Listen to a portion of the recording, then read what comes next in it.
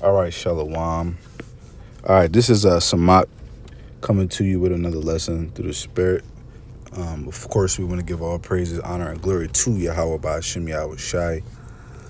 And then we want to give double honors to the apostles of Great Millstone, who do rule well, who do teach well.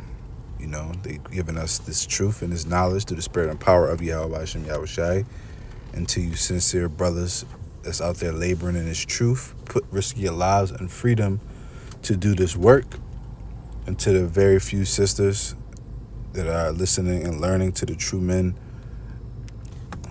of the Lord, I want to say Shalom. All right, I'm just coming with a quick lesson, talking about, being kingdom-minded, the building of a king, the building of a kingdom, right?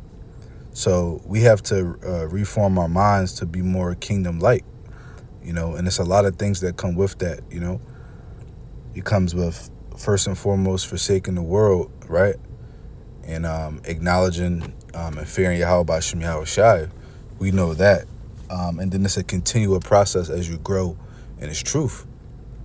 You got to continue to grow in His truth. You got to continue to learn, more and obtain more knowledge. We don't know what the long-term effect of too much information is, right?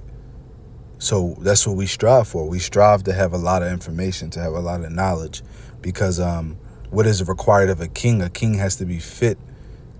He has to be tutored to rule, right? So that's what Yahweh B'Shem Yahweh Shai is doing for us. He's fitting us to rule.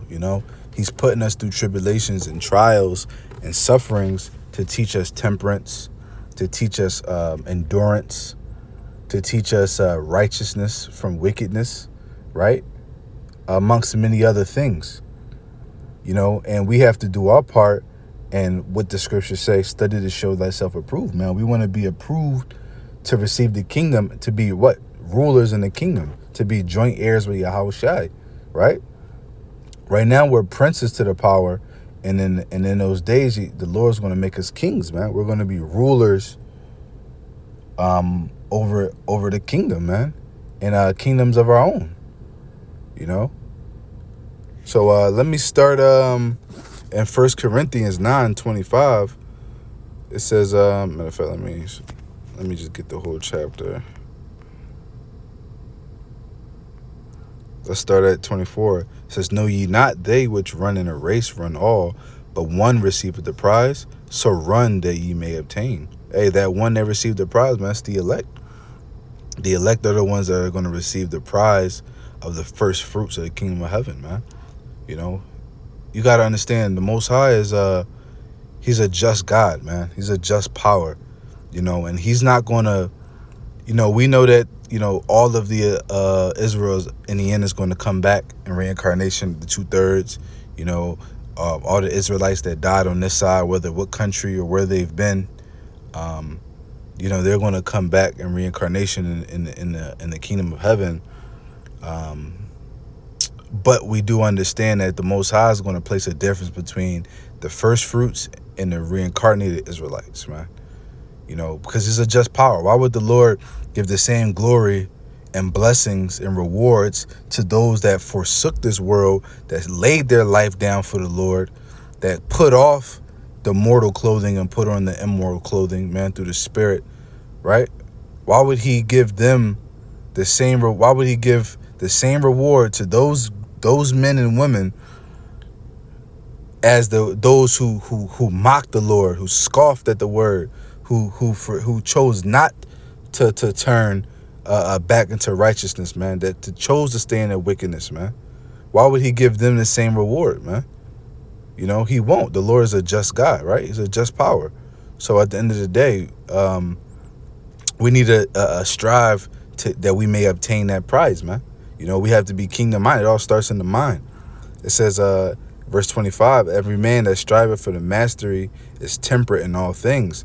Now they do it to obtain a corruptible crown, but we an incorruptible. So you got people in this world who have a slave mentality, man. They have a low level way of thinking, a low level vibration, to where they're satisfied with the small things of this world. making six figures, living in a suburb somewhere in a 5-bedroom, 3-bathroom house, you know, 2,500 square feet. You know, that's success to these people, man. That's a good life for these people, man. Being able to just travel here and there, buy designer clothings. You know, these are the things that entice the people of this world. You know, those people that strive to have that corruptible crown, you know, the glory and social status of this world. You know, they tend to go with the status quo. They tend to go with the cues and the trends of this world because they want to be accepted of the world. You know, they want to be so-called kings of this world, man. But we want to be kings of the next world, man. The world of Israel. You know, where moth and Roth does not corrupt, man. And let me I'm actually going to jump over to that right now. Matthew 6 and start at 19. It says, "Lay not up yourselves treasures upon earth, where moth and rust doth corrupt, where thieves break through and steal." Yeah, so that laying up your treasures, man. You trying to be a king and lay up treasures of this earth, man. You know, you want to have social status, popularity, clout, whatever you want to call it, man. You know, 1 million followers on Instagram, you know, 2 million views on YouTube and TikTok. That's what entices these people, man, that lay themselves up treasures on this earth. They have a low-level mentality. They have a slave mentality, a peasant way of thinking, man. When you have something that is far, far greater than anything that this world has to offer, man. Okay, the Most High is going to turn up the volume of this earth, man. He's going to turn up the glory, the beauty of this earth for the elect. Okay, verse 20 says, "But lay up yourselves treasures in heaven, where moth nor rust doth corrupt, and where thieves do not break through nor steal." You know, because the Most High is bringing the kingdom of heaven down to earth, man. So you best believe there's going to be heavenly things on the earth, man. Heavenly foods, heavenly fruits, heavenly animals, heavenly flowers and water and trees, anything you can think of, man. Heavenly substances, materials, stones, gems. You know, our homes aren't even going to be anything compared to what you see in modern day society, man. The flyest mansion that you see today is going to be like a fucking tent compared to the homes of the elect in the kingdom of heaven, man. Man, the richest, the flyest fucking mansions you see today are going to be equivalent to going to Center City. I'm sure most major cities in America have some type of like community or areas where it has a high population of homeless people that tend to get creative and set up little boxes and tents and shit. You know what I mean? That's what is going the flyest mansion you see today is going to be like Drake Mansion, Kanye Mansion, Bill Gates. I don't know how those people spend their money, but because they don't flaunt it. But you know, people like rappers and shit, the richest rappers, they flaunt their possessions. Oh, I got a $100 million mansion. You know what I mean? So at the end of the day, man, that's going to be nothing compared to the kingdom of heaven. That's why it says in verse 21, "For where your treasure is, there will your heart be also." These people's heart is in this world, man. The things of this world, they can't let it go. Even after hearing this truth and hearing all the blessings we're gonna get, they can't let it go, man, because they got a peasant mentality. They don't have a king-like mentality, man. They're not willing to sacrifice a little bit of pleasure for an eternity of kingship, man. An eternity of abundance. Low-level way of thinking, man. This is Micah 2:10. It says, "Arise ye and depart, for this is not your rest, because it is polluted. It shall destroy you even with the sword of destruction," man. Yeah, we gotta get about this place, man. You know, both physically and spiritually. But first, it starts spiritually, man. You know, spiritually and mentally, we need to leave this place alone, man. We have to learn to be more austere, and this is something I've been learning a lot myself, man. to be more austere, before, prior to this truth, and even my earlier years in this truth. I've always been a so-called flashy kind of guy. I've always believed in, BMWs, Mercedes, Audis. Always wanted to have the flyest looking crib. Always wanted to have the flyest, fanciest clothes. But now it's like I'm become more jewelry too. I used to want to have the nicest watch, chain, rings, bracelets. Man, now I got that same stuff that I bought, but I don't even wear it anymore, man. Occasionally I throw on my watch. I used to wear a watch every single day, man. And occasionally I have to throw it on, But the point is, the Lord has taught me a lesson in austerity, man.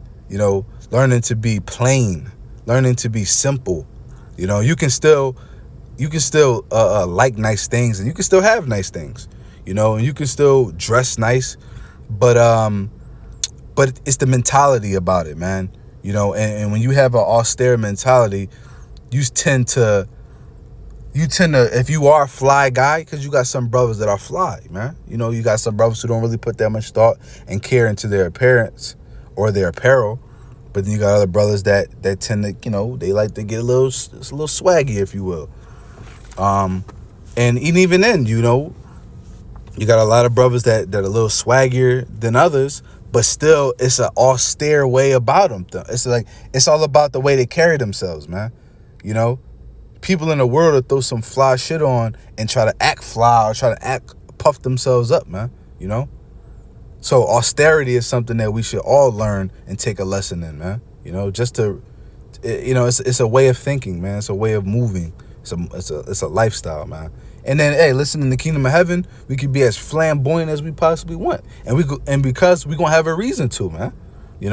Right now we can't. We ain't really supposed to be in the spirit of being boastful and flashy and proud, man. Because we ain't got nothing to be proud of, man. We ain't got shit. And the shit that we got is defiled at that. Mixed fabric clothing is low leather, man. The kingdom, bro, we're going to have perfectly tailored clothes to your own personal life. You're going to be able to make your own clothes, bro, to your own liking, and it'll fit exactly how you want it to fit. It'll look exactly as you imagine. Man, listen, man, this world ain't shit, man. Matter of fact, I'm going to end off with this precept. I think this is a good precept to end off with based on the topic. Damn, I was just in that chapter, right? No. This is 1 Corinthians 7:31. It says, "And they that use this world as not abusing it, for the fashion of this world passeth away." And that's exactly what the elect ought to do. The elect ought to use this world, right? Use the world, make money, pay your bills, keep a roof over your head, have a car or whatever, so you can have reliable transportation, get a phone, reliable internet, things that are necessary for your everyday life, right? And take care of your health, man. Use the herbs, eat clean, exercise, these different things. We use this world, we go out from time to time, maybe go to the bar, whatever brothers' hobbies are, we use this world to get by, but our heart and our mind is set on the kingdom of heaven, man, because we got a king-like mentality, or we ought to. So, I'm gonna leave it there. Lord willing, this video is edifying. Brothers and sisters have anything, share it in the comments. I appreciate it. Till next time, shalom.